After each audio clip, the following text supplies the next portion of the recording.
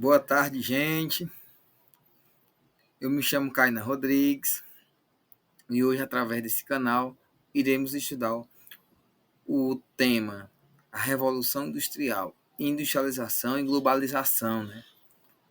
Um tema muito importante na história e que está se passando até os dias atuais, né? A terceira Revolução Industrial.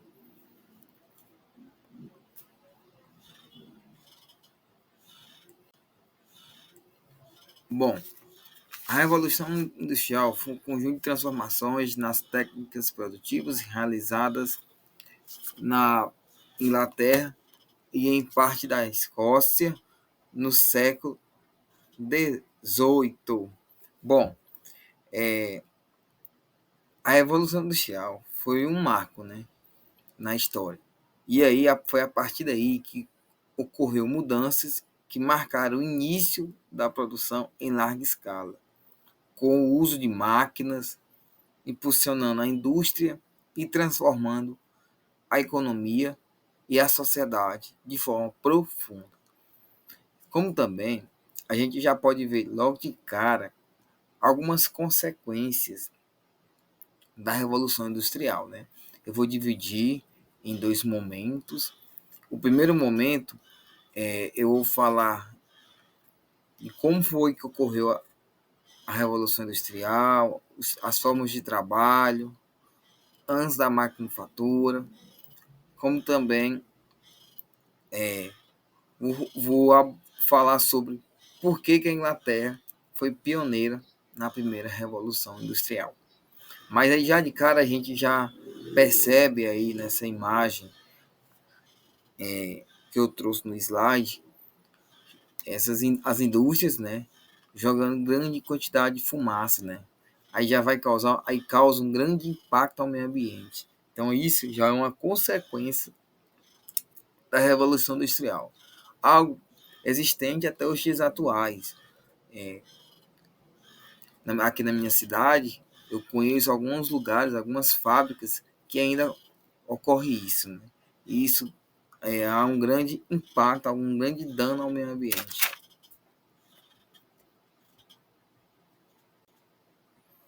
A Revolução Industrial, além de envolver a criação de indústrias e máquinas na Inglaterra, a Revolução Industrial constituiu um processo complexo de transformações nas relações de trabalho. É onde vai surgir o trabalho assalariado, nas técnicas de produção, né? Eu vou explicar mais na frente. Nos meios de transporte, né? Vai surgir aí as locomotivas, os meios de transporte vai ser mais rápido também. Na prosperidade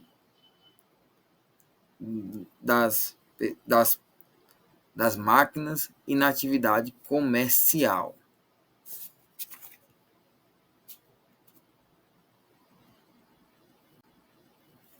Bom, a Revolução Industrial, fábricas e trabalhadores, transformações nas formas de produção, né? Eu vou falar aqui do artesanato, da manufatura, nesse primeiro slide. Como você vê nessa primeira imagem, no artesanato, a produção de utensílios básicos utilizados no cotidiano, móveis, ferramentas e roupas.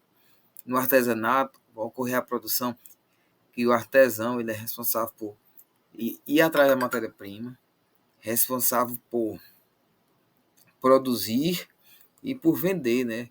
Então, de cara você já percebe que é uma produção lenta. A manufatura, essa segunda imagem aí, já é a produção com divisão do trabalho entre várias pessoas utilizando ferramentas simples, né? As ferramentas ainda eram simples, só que vai ocorrer um maior número de pessoas. O trabalho se torna mais rápido. Eu trabalhando só ou eu trabalhando mais quatro pessoas? Eu trabalhando mais quatro pessoas, não é isso? Então, na manufatura, vai ocorrer um trabalho, uma produção mais rápido do que no artesanato, né? Mas ainda era uma produção lenta. Mas aí a manufatura vai dar lugar à manufatura. E aí é onde começa a primeira revolução industrial, né?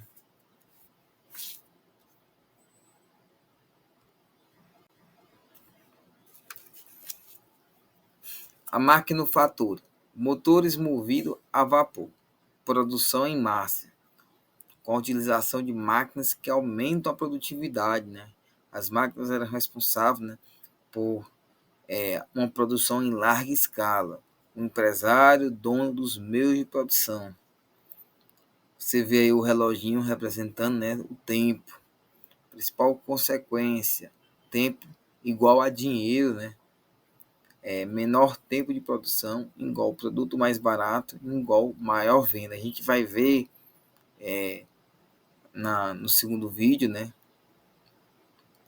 que essas pessoas se iam morar próximo às fábricas, né, para não perder tempo, né?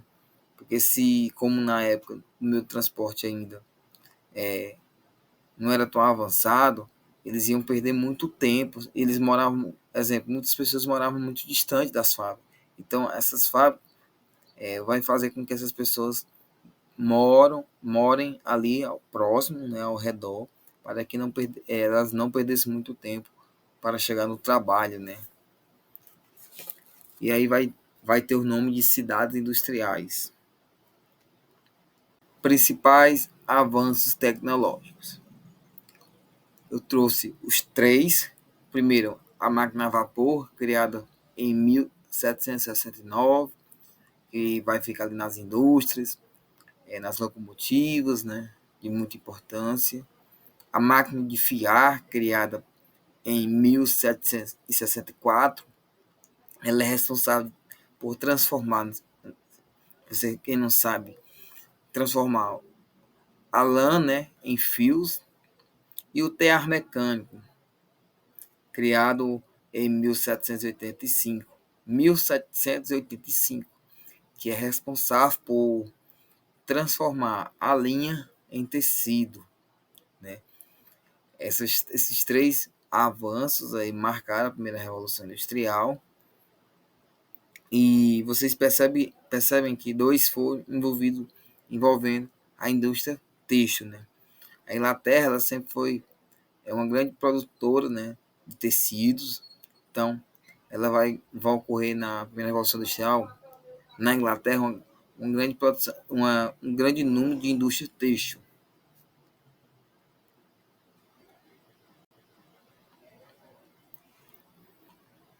Conjunto de fatores que contribuíram para o pioneirismo inglês. O primeiro, eu trouxe 5 fatores que fizeram com que a Inglaterra fosse pioneira nessa primeira revolução industrial. O primeiro fator foi o capital disponível, né, através principalmente da expansão do comércio internacional ali no século XVI e XVII, ocorrendo um aumento da riqueza da burguesia e acumulação de capital capaz de financiar o progresso técnico e o custo da instalação dessas indústrias. A partir daí, né, os ingleses passaram a investir em máquinas ainda mais para produzir mais artigos. Carvão e ferro abundantes. A Inglaterra, ela tinha em seu país as duas principais matérias-primas que foi destaque na primeira Revolução Industrial, que foi o ferro e o carvão. Estabilidade políticas e leis favoráveis ao lucro. Revolução Gloriosa de 1688, né? O rei ele vai ter poderes limitados, o absolutismo vai dar lugar, né, ao parlamentarismo. Não dá para mim abordar como foi esse movimento, mas é isso, né? O absolutismo dá lugar ao parlamentarismo, a burguesia torna-se maioria no parlamento inglês, novas leis, né, que favoreciam as atividades comerciais. Dessas leis que foi criada foi a lei de cercamento. Nesse tempo também não houve guerra civil, consequentemente ocorreu uma estabilidade política e a paz interna, que garantiram que os recursos fossem aplicados na indústria e no comércio. Essas leis favoráveis ao lucro, como eu já citei, lei de cercamentos, ela vai fazer com que os camponeses, né, fossem expulsos de terras, né, terras chamadas terras comunais. Quem foi os maiores beneficiários foram os grandes proprietários de terras, e aí essas pessoas vão sair dessas terras e vão para onde? Para as cidades, né? Vai ocorrer um êxodo rural, igual mão de obra disponível. E, por fim, as colônias, né? Que vão ser responsáveis também por fornecer matéria-prima à Inglaterra.